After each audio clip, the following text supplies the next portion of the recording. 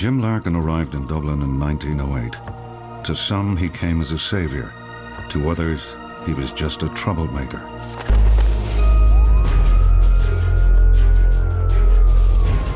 Larkin's troublesome plan was to organise unskilled and low-paid workers into one big trade union. I remember my dad once in O'Connell Street, he pointed up to the statue and said, "There you go, that's your great-granddad," and I didn't believe him. You look at photos and you think, is she one of them? Is she standing there? And at 15, did she stand and think, this man is just amazing and he's going to help all of us here. But employers led by William Martin Murphy were alarmed at Larkin's growing influence. In September 1913, they began to dismiss union members and replace them with scab labour. Within weeks, 25,000 workers were on strike and their families on the breadline. You were whisked back all them years ago and just thought, oh, my food parcel's coming. The city was divided in a bitter struggle over union recognition and class power. The right eyeball was disintegrated and the middle ear was opened. The skull was practically like an eggshell. He was seen as a scab and nobody seemed to want to help him. I wouldn't say they were incredibly happy, to be honest. I mean, Elizabeth looks quite worried. The chap that's delivering coal produces his gun. She's just completely in the wrong place at the wrong time. I am proud of William Martin Murphy and what he achieved. That's the image of a man who created so much employment. It left a legacy that affected families on both sides of the Dublin Lockout.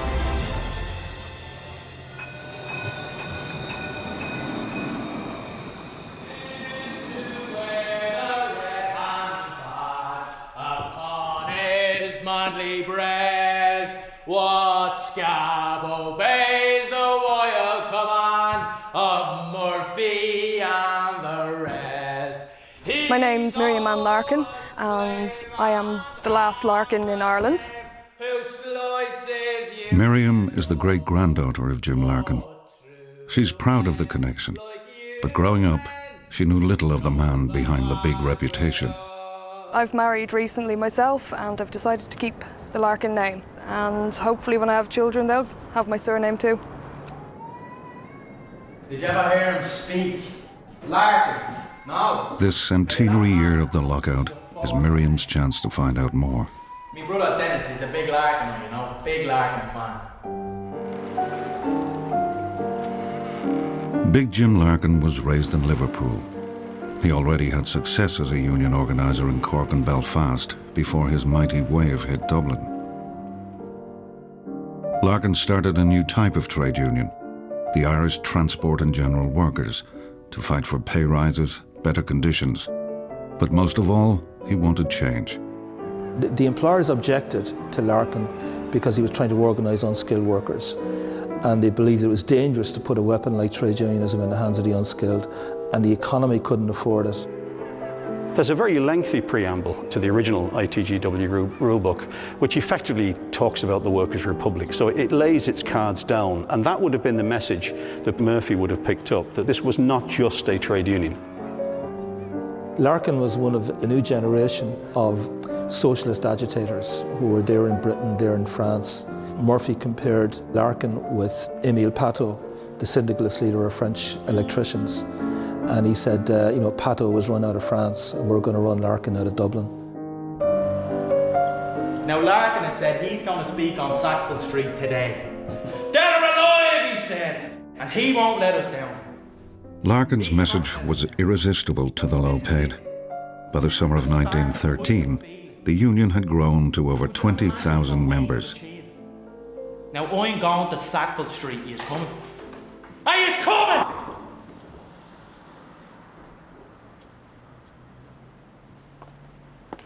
In just a few years, Larkin had become a national figure, but his private life was kept in the background. The Larkin family rented a house in Auburn Street in Dublin's north inner city. It's where Jim Larkin completed the 1911 census.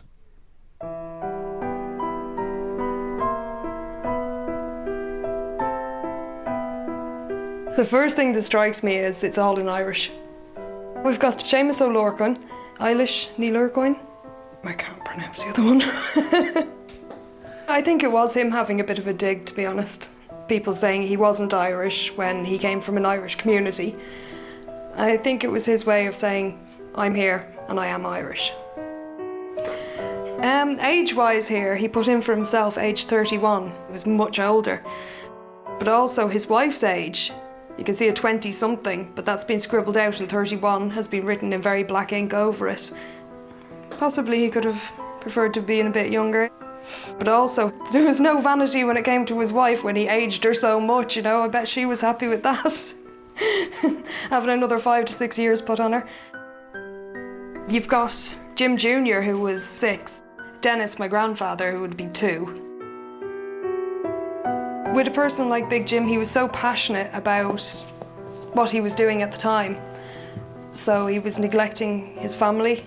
And I say all his attention and energy was going to the unions, to the lockout. It was basically, I think, just coming home for sleep. It was the choice he made, wasn't it?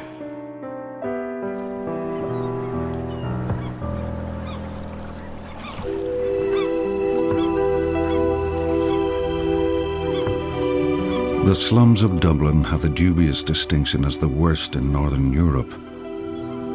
In 1913, more than 100,000 people lived in crowded and derelict tenement housing.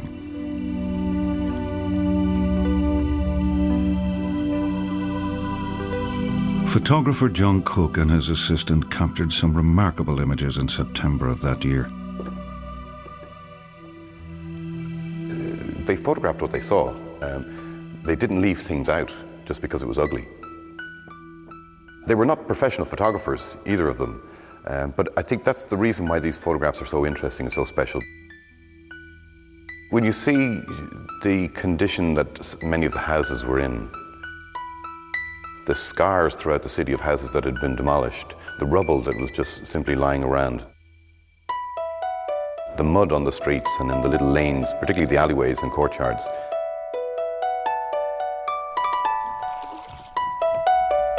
Well, there's the one photograph of the interior of one of the houses on Francis Street, and there's the bed in the photograph, which is really the main part of the photograph. And then you look closely and you realize that there's actually a little child asleep in the bed. And I don't think she's just having a nap. I suspect that she's very, very ill and sick, and she's probably one of a large number of kids in that family, all sleeping in the one bed. Killer diseases such as TB and pneumonia were rampant in the slums. Children were most at risk. They probably were ready for Larkin, but they wouldn't have heard much like this before. The idea that somebody, particularly a big, tall, handsome man with a huge voice and a great talent for rhetoric, suddenly arrives in town and starts preaching the divine gospel of discontent to the wretched of the earth is remarkable. He's a celebrity, and we have to remember that he didn't have microphones, but thousands of people would turn up for his speeches. He had a powerful voice, but he couldn't be heard at the back of 10,000 people. So as he's speaking, there are people passing his sentences back from one to the other over their shoulders. Larkin was standing up for them, and he was the voice. Imagine someone listening to Larkin and going back to the tenement house and saying, what a speech. That man knows what he's saying. That man knows our conditions. He knows what we're going through. Just a few streets beyond the tenements, it was a different story. The Catholic middle class was on the move and enjoying a new affluence.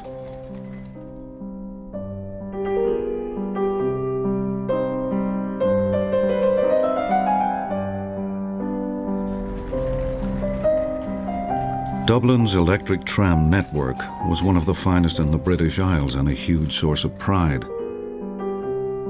William Martin Murphy was in charge of this efficient service. He was a wealthy and powerful businessman with a string of interests across the city. Murphy's tramway company was an obvious target for Jim Larkin. Early in 1913, Larkin began recruiting the relatively well-paid workforce into his expanding union. One of the reasons he was successful was that William Martin Murphy, for the only time in his life, was out sick. But when Murphy came back in July and found out what was going on, he was horrified. Murphy acted decisively to remove the threat. He began to fire workers who dared to join the union. It was a ploy that forced Larkin's hand and propelled the city into lockout. The men said, look, you recruited this union, you said you'd get us better paying conditions, and now we're losing our jobs. So what are you going to do about it?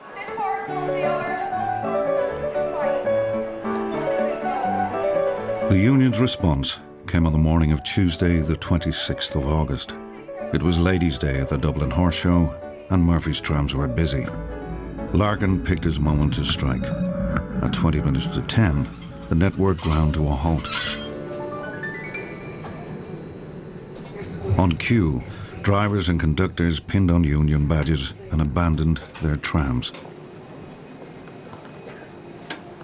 The plan Larkin had, he looked at the schedules of the tramway company, and he worked out that most of his members would be concentrated around Nelson's Pillar at 9:40 a.m. on that morning. So he reckoned if he could stop the trams at that precise moment, he could jam up the whole system. The men left the trams, some of them even took the spare handles with them to ensure they couldn't be readily started again, and marched off to Liberty Hall.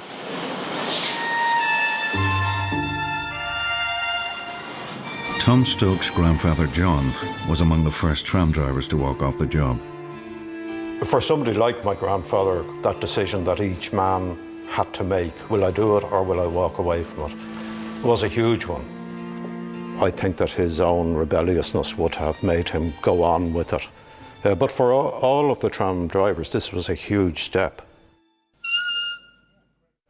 To take that control lever, the key, out of the tram and to walk away and leave a tram load of people behind, that was it. Your job was gone. He certainly didn't do it for an extra bob or two. It was motivated by a belief in what Larkin and Connolly and others were saying about workers' rights and about making progress. Larkin's plan was to gridlock the tram network, but Murphy had other ideas. Next up in ring one, the strike looked like a damn squib. The problem was that Murphy had spies and he had replacement crews, went out to all these trams and even took spare handles. So the system was up and running again within an hour. Murphy's shrewd anticipation of the strike delivered round one to the bosses. But events in the city were about to spoil the party. Later that night, Jim Larkin addressed tramway workers at Liberty Hall. If the employers want war, he said, they can have it. Over the next days, workers clashed with police reinforcements sent to keep the trams running. Baton charges left hundreds injured and 2 dead. On Sunday, Larkin defied a ban and appeared in disguise on the balcony of the Imperial Hotel on O'Connell Street. The hotel was owned by William Martin Murphy. It's almost a piece of theatre. And Larkin, he was quite good at theatrical gestures. So you could blame him for, once again, displaying that egotistical side of his character. Perhaps he would defend himself by simply saying it was important for him to show defiance. In the uproar which followed Larkin's arrest, police attacked the crowd on O'Connell Street, battering hundreds to the ground. Later that evening, tenement homes were attacked and ransacked. The employers had the back end of the state, the police as well, and they used those to maximum effect, and that meant, look, let's get this under control once and for all. So the police were determined to take no prisoners. When they got the chance to lay in or to crack a few heads, oh, they didn't hold back.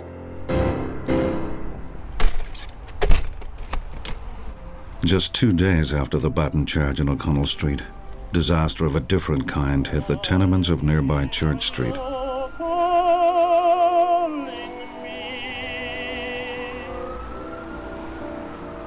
It must have been a nice evening. There's a lot of kids playing outside in the streets, and there was a play on the Fathermatcher Hall across the road here.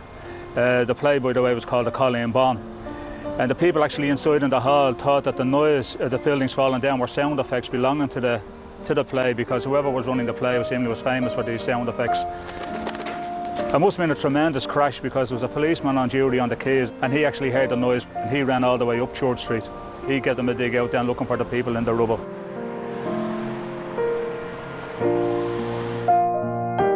number 66 Church Street, home to 5 families, was first to go. The collapse came without warning. Victims were trapped by falling rubble. Of the 7 dead, 3 were children.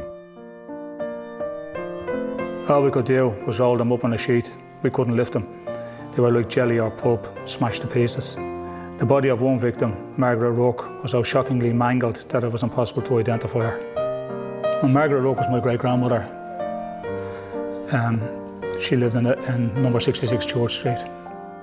The legend in my house when we were kids growing up was that she was decapitated, and according to the newspaper reports, I'd say it was right.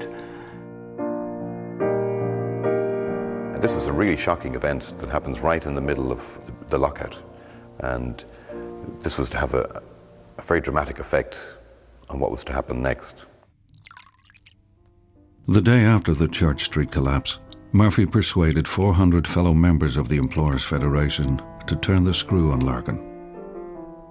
Employers gave workers an ultimatum: stay clear of the union or face immediate dismissal.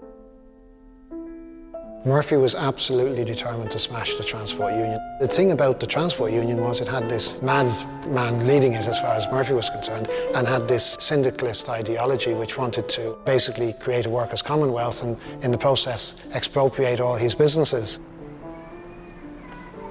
Look at me brother, Dennis the scab. To keep their jobs, many workers were required to sign a pledge renouncing the union. If they refused, they were fired on the spot. You read? Yeah.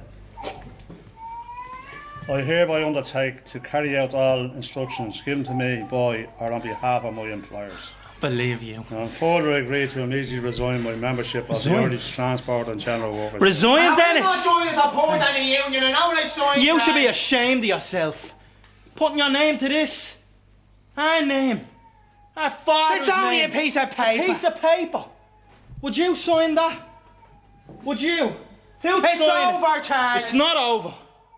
William Martin Murphy, he realised that you could trump the threat of a general strike with the reality of a general lockout. And he pointed out to the other employers, these men have no resources. They cannot survive on their own. If we put them out of work, they have to come back on their hands and knees. He had deeper pockets than the unions, and he knew he could win. And Murphy was the type of man who would do the sums. The bosses will speak to us soon, Dennis. They'll agree to collective bargaining. Collective bargaining! Charlie, the bosses can hold on for as long as they want. They're having 3 hot meals a day. When's the last time you had a hot meal? Within weeks, 25,000 workers and their families were affected by the lockout. What are you going to do then? For people with very little, the consequences were grim. What are you going to do? Even old husband signed this morning. The Tommy signed. 2 scabs. Charlie, I'm warning you. Charlie, I'm not a scab. Jeremy. By the end of the first week, this is no longer a simple industrial relations dispute. It's something far wider, and there's a lot more things at issue than whether the tramway men get their increase or not, or whether somebody joins a trade union or not. It's about class power. Stick your hands up. Don't be shy. Don't be shy. Okay, so we've only 4 dockers. I thought we had 8. What we do is when the vessel berths, there's 8 little sacks of food. The dispute started as a row over union recognition, but it soon became a daily struggle to find enough to eat. Food supplies were disrupted by strikes and pickets. Prices rose sharply. For weeks, Jim Larkin promised union members and their families that help was on its way. In late September, like a miracle, the aid finally arrived. If you could imagine that this guy has said something absolutely absurd, I'm going to bring a ship of food in, and you gather on the quays and all sorts of stories floating about there's a ship but Larkin's on it, there's no ship, etc., etc. And then it arrives in, and it's full of food. It's just quite unbelievable. And perhaps the thousands that lined the streets in 1947 when he died were either there on the day or were there on the day through the stories of their parents and grandparents. Janine Kyle's grand aunt was Alicia Brady. Age 15, Alicia was a union member locked out of her factory job. When we could see the ship pulling in, they were all waving their vouchers. So all of a sudden you were whisked back all them years ago, and just thought, oh, my food parcel's coming.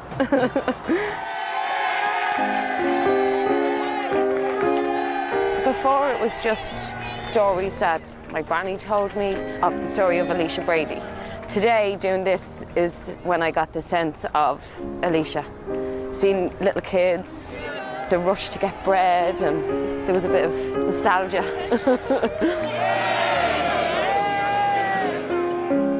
The SS Hare was only the beginning. Between September and January 1914, aid to the value of over £100,000 sterling was sent from Britain, worth an estimated 20 million today. The food aid is an expression of a beleaguered people knowing that there is support coming from who knows where. They were not on their own. There was a sense of solidarity. After all, no other union had ever fed people like that on that scale before. So the union is acquiring again another coat of paint, which is transforming it from something which is simply a trade union to something which is at the very fabric of your life.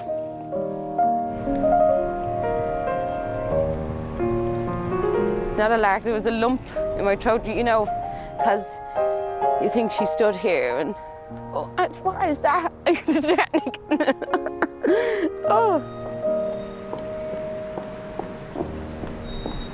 400 employers supported the lockout, but Larkin's anger was directed at their leader, the man he labelled a capitalistic vampire. For a Catholic businessman in the south of Ireland a century ago, he was unbelievably successful. People that worked for his companies would often talk about how he basically ran them like a military commander. It was a good job to have, but it was a tough job. The people had to really earn their money. Along with the tram company and the Imperial Hotel, William Martin Murphy controlled Cleary's department store and 2 newspapers, the Irish Independent and the Evening Herald. I am proud of William Martin Murphy and what he achieved. One of the things that I really remember from my childhood and also from working there was walking through the machine hall in Independent House when the 3 machines were going. The Murphy family connection with independent newspapers spans 4 generations. Jerry Murphy retired in 2009 after nearly 40 years in the advertising department. It was a noise of power. We are producing something that's going to affect thousands of people. And it was my great-grandfather started it. That was my pride. The people here on Saturday, when the President, I believe, is laying a wreath at the statue to Jim Larkin, it's all going to be Jim Larkin is a wonderful person and William Martin Murphy is a swine. It annoys me, but when you're one person fighting the entire anti-Murphy group, what can you do? Well, in the lockout there was, unfortunately, blood spilt on the streets, but there was also an awful lot of ink spilt at the time. There was a propaganda war going on. Every Saturday, the Irish Worker would be published, and that would essentially be replying to lots of attacks that would be happening against the Transport Union and against Larkin and Larkinism in the mainstream national press.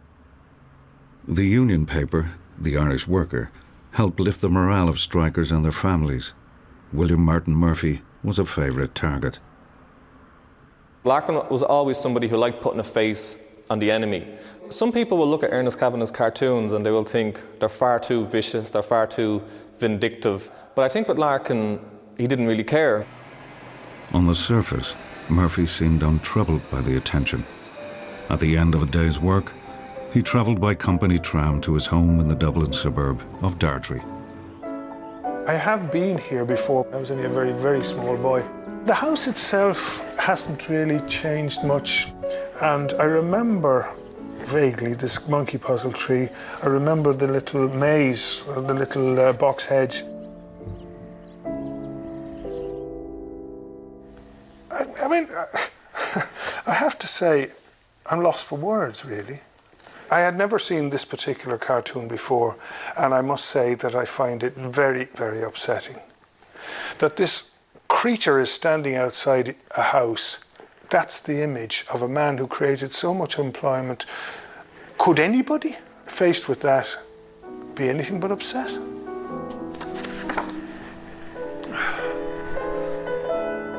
Much of what happened in 1913 was a personality war between Jim Larkin and William Martin Murphy.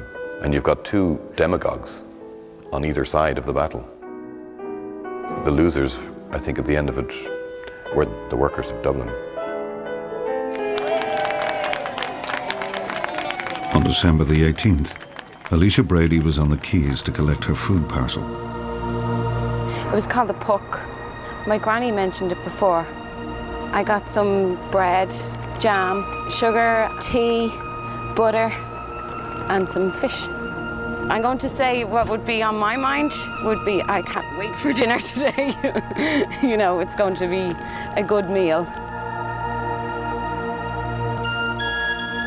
Alicia never made it home. She left the docks and walked home through Pearse Street, and that's when tragedy struck.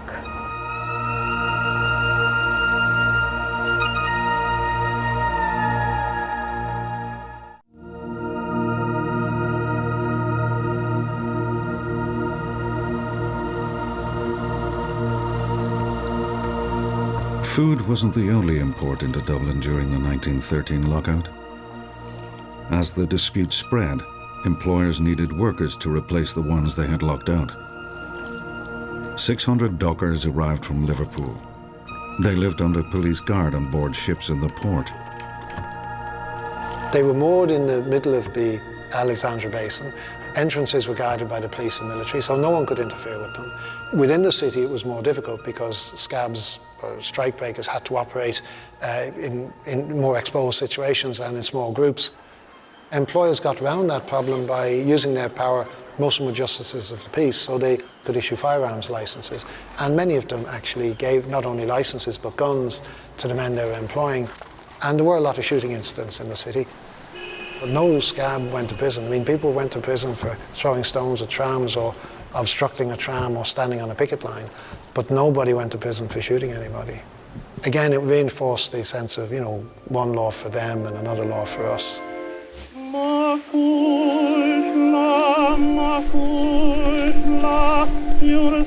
But not all strikebreakers were from overseas.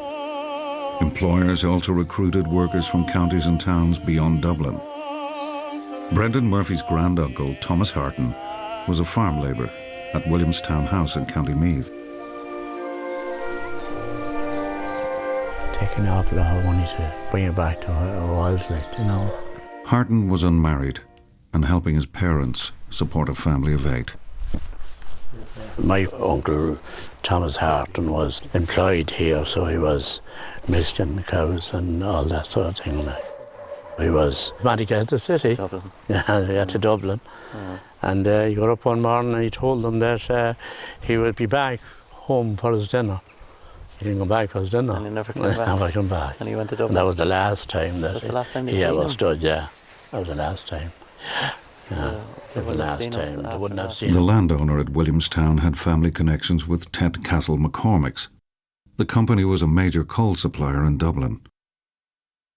The firm was one of the first to dismiss workers in September 1913. Men from Williamstown, including Thomas Harton, were dispatched to Dublin as replacement labour. They were called scabs, so they were. But down here, would they have been called it before? No, no one ever mentioned. Because for the simple reason is that everybody around was working, connected here, like, you know.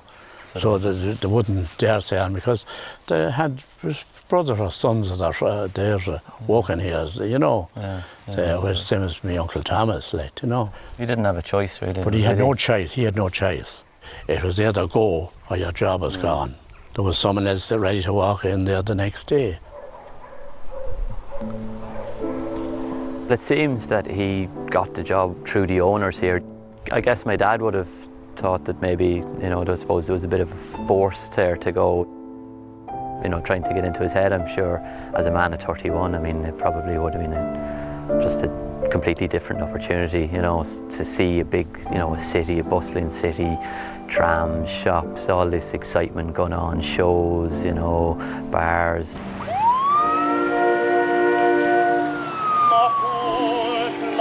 Harton arrived in Dublin just as tension over strike breaking reached boiling point.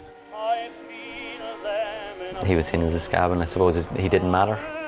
It didn't matter whether somebody was kicking him or nobody seemed to want to help him, because that's what he was seen as, is just a scab.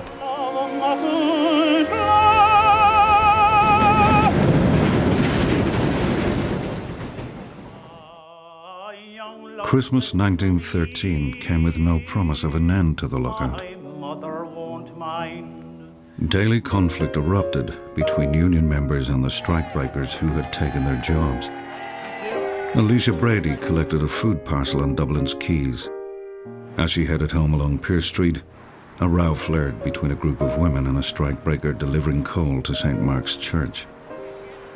The strikebreaker was allowed to carry a gun for his own protection in case of strikers attacking him, and they did that day. But in the meantime, we have Alicia passing here, going home. The chap that's delivering coal produces his gun, a shot is fired. She's just completely in the wrong place at the wrong time. She was shot in the ham near the tram, and she was in, but lockjaw, I believe that the jaw gets locked. But I'd say it was very, very severe. She put up her hand and the bullet went right through there.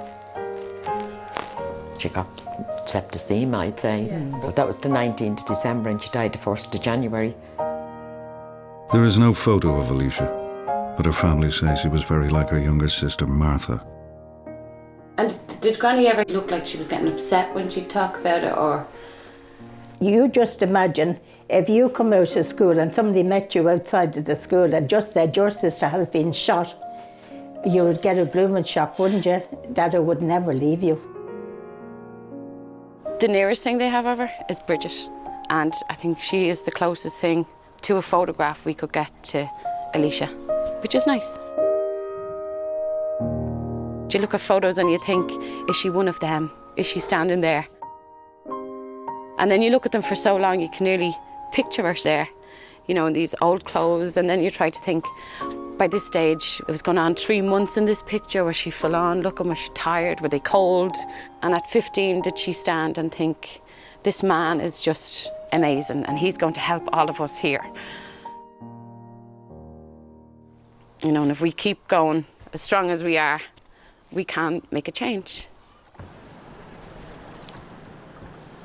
In December 1913, the union was handing out £3,000 in weekly strike pay, but the crucial aid lifeline from Britain was drying up. The union's kitty was down to less than £700. Pressure on Larkin took its toll. He was often missing, under arrest, or campaigning in Britain. James Connolly was drafted in from Belfast as Larkin's deputy. With Larkin, he liked you or he didn't like you, and you know, if you got on his wrong side, life could be very uncomfortable. Whereas at least with Connolly, you knew where you stood, and he would go by the rules. But for Larkin, there were no rules. He was the rules. Of the two of them, James Connolly was far more methodical. He described Larkin as being more interested in the Larkinite movement than the Labour movement. That would drive him to despair. But Larkin wanted the limelight focused on himself. He had a suspicion, I think, of rivals emerging. He also suffered, I think, seriously from jealousy. The Larkins were threatened with a Christmas eviction from their house in Auburn Street. Like other families, they refused to pay rent during the lockout. A rare newspaper photo taken in December shows Jim Larkin after a prison release. I haven't seen this photograph before. I was quite surprised seeing the whole family together. I'd guess that it was probably taken here in relation to the door. I wouldn't say they were incredibly happy, to be honest. I mean, Elizabeth looks quite worried. There was a journalist for an English paper that came round and wrote just a very small piece on Big Jim being released from prison. What he called it was a rebel's wife, and what he wrote here about her was she seems to show the strain of being a rebel's wife. Although she is herself keenly enthusiastic for the cause of Labour, she has 3 children, the eldest boy at school, but smilingly declared that they were too young to be rebels yet. She looked after everything, the house, the children, but I don't think she was getting what she really needed was the love, you know, because his energies were elsewhere. It's possible that he was bipolar because he went through bouts of depression and then he went through great bursts of energy. I mean, at times he had an almost superhuman energy. I think his life must have been one of highs and lows, but he does make reference before the lockout to seeing a doctor in London for depression. After the lockout, Jim went over to America. He went over to gather a bit of financial help for unions back in Ireland.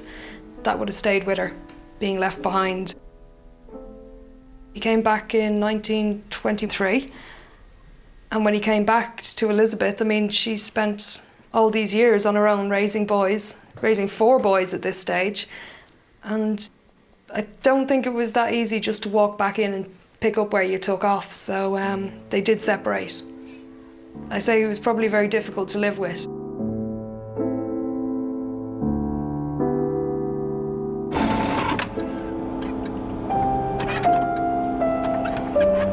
Brendan Murphy is tracing the story of his granduncle Thomas Harton, a strikebreaker from County Meath.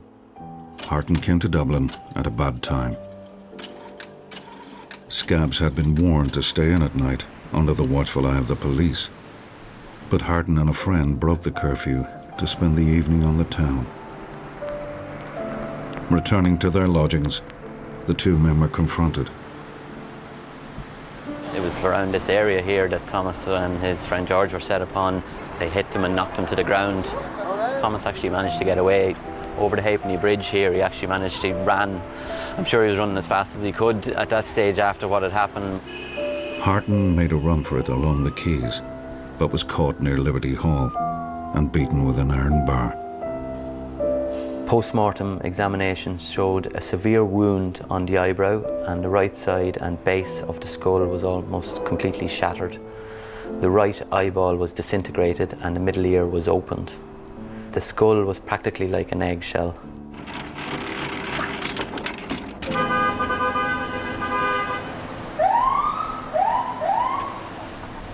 Maybe he was wrong to cross the picket with everything that was going on, but maybe he felt he was trying to improve himself, you know, coming up to a city, to a job, you know, to get away from down home.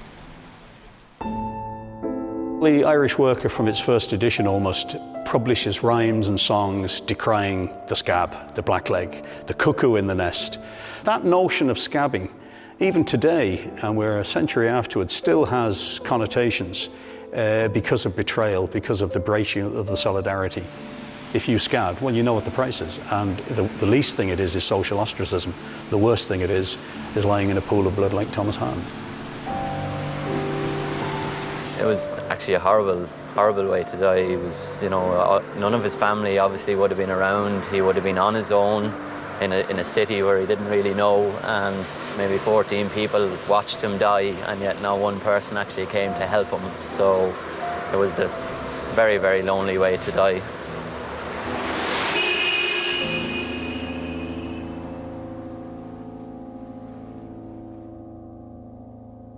The lockout had dragged on for 4 months. All efforts at compromise between employers and trade union came to nothing. Life in Dublin's poorest tenements was close to breaking point. Children were suffering gravely from the results of the lockout. Child mortality was rising all the time. It went up by 50% over the period of the lockout. So their lives were in danger. And any mother and fathers looking at this would have been torn in two. Liberty Hall fed 3,000 people a day. Often mothers coming to Liberty Hall were forced to eat on the premises. They were given stew, basically, for fear that if they didn't, they'd take all the food home and give it to the children. The price paid by ordinary people was enormous, and how they survived, and we don't really know, and a lot of them didn't survive. Alicia Brady, the young girl who was injured by a ricochet of a bullet, wouldn't have died from that wound, only she contracted tetanus, and she mightn't have contracted tetanus if her immune system hadn't been so low because she'd been out of work for so long. Time was running out. Larkin had travelled to Britain in a final attempt to convince trade unions there to strike in sympathy with Dublin. What does he have? He has blood on his hands. He's got people whose children are starving. There's a photograph of Larkin which was taken in late 1913 where he looks utterly haunted. But there wasn't a hope in hell of getting sympathetic action there. And they say this loudmouth Liverpudlian who's gone over to Ireland, landed himself in a mess, and now he expects us not only to pay for the mess, but to actually have strikes in this country that we cannot win, simply in order to get him out of his scrape. Early in the new year, even Larkin was forced to accept defeat. The slow drift back to work began, but on employers' terms. I think Dublin employers come out of this very badly. They knew they were going to win at that stage. They'd employed a lot of strikebreakers. They were going to keep those strikebreakers. They were going to teach an object lesson to the unskilled and semi-skilled workers of Dublin. You don't join a union, and if you do join a union, you'll be punished for it. John Stokes, the driver who abandoned his tram on the first day of the strike, never got his job back. William Martin Murphy and the other employers compiled a blacklist of people that they wouldn't have work for them again, and I would say that my grandfather would have been on that list. Even if he had been offered the job of tram driver, he wouldn't have taken it. My grandfather had his own blacklist, and there were people that he just wouldn't work for. The outcome of the 1913 lockout was that for many years my grandmother struggled to feed the children, which is a cost that they carried. You could say, to win the rights that many of us enjoy and are glad that we can have today.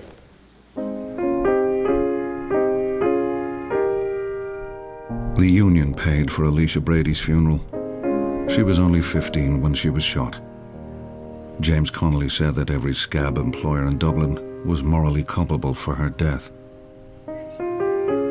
Well, I remember saying to my mother one time, who did Alicia look like? And she pointed to her chest and she said, me. And she obviously missed her so much up to she died, because she did speak about her. And she used to go mad when people would call her Alice. She'd say, no, she's not Alice, she's Alicia. She wanted better, not just for herself, but for everybody. Even though she was only 15, I'd like to think that that's the way she would have thought, that they deserved more. And when she listened to James Larkin probably saying the same thing, she thought, well, yeah, we do deserve more. William Martin Murphy said he wasn't opposed to trade unions, just what he called Larkinism. Now, having seen off Larkin, he was a hero in the eyes of his fellow employers.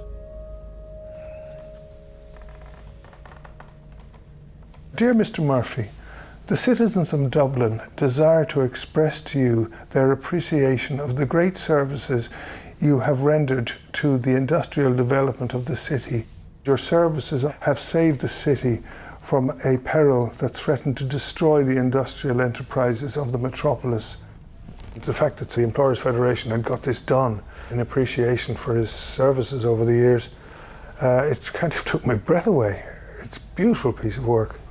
I'm more inclined to go along with the sentiments expressed here rather than the kind of rebel-rousing sentiments that are being expressed in other quarters.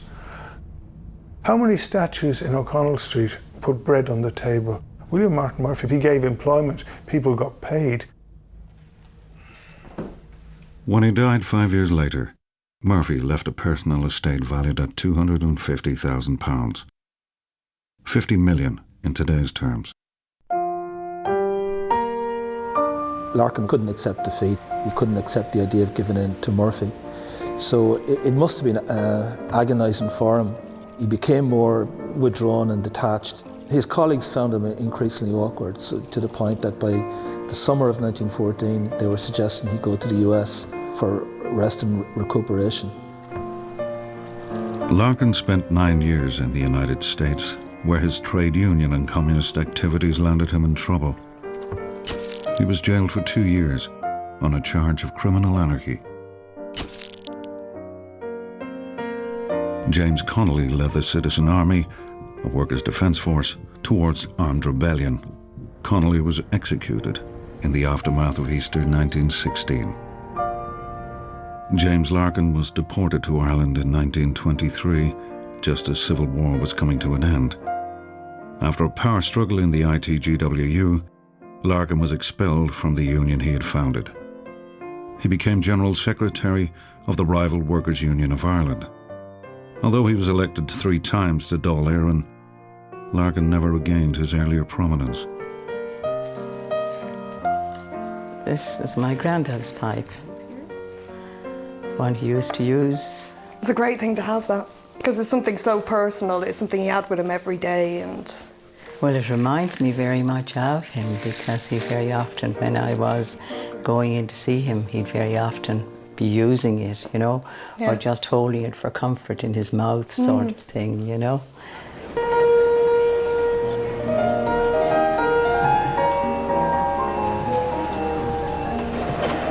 The workers lost the lockout, and yet they still believed in Larkin, they still believed in the union.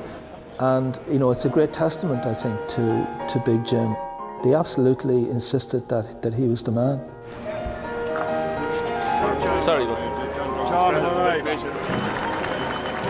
someone said to you, like, you have your heroes. And I say, yes, I have a heroes, Larkin and Conley. You can only admire somebody that stands in your corner. When you can't stand up and you have people like Larkin and Conley standing for you, that means a lot. Sadly, we don't have people like that today. Like, you know, it's a changed Ireland. And I think Larkin deserves his place in the sun. The trade union movement was founded by him. Conley was the founder of the Labour Party. I mean, there's 2 huge figures not only within the history of the Labour movement, but also in the history of the island of Ireland. Hunger, said William Martin Murphy, is a good sauce. I've heard people saying, why are we celebrating a strike? But it wasn't just a strike, it was the closest we've had to a social revolution. We are on our knees.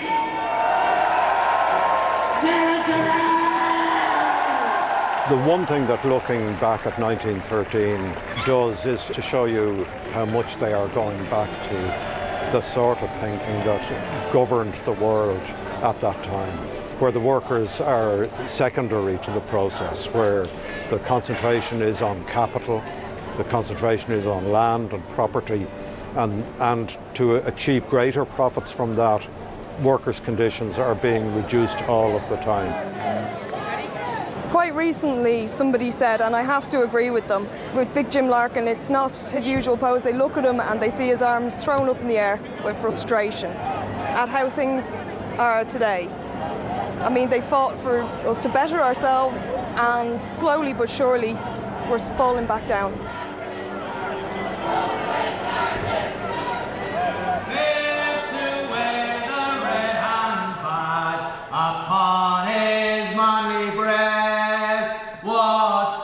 We've forgotten how to do solidarity in this country. It's quite remarkable to look back and see how people who had nothing could stick together. They were sophisticated, desperate, intelligent people, and they could see through the difficulty and the pain and the ill health and the squalor that if they were able to hold on to something where they stuck together, it might improve matters. That's a huge lesson. Jim Larkin crossed Dublin City for the last time in January 1947. Thousands lined his funeral route. Larkin's estate was valued at £16, 2 shillings and 6pence.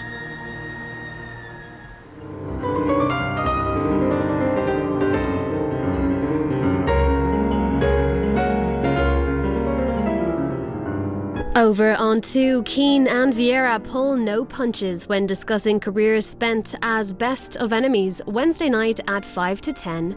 Next tonight, prime time.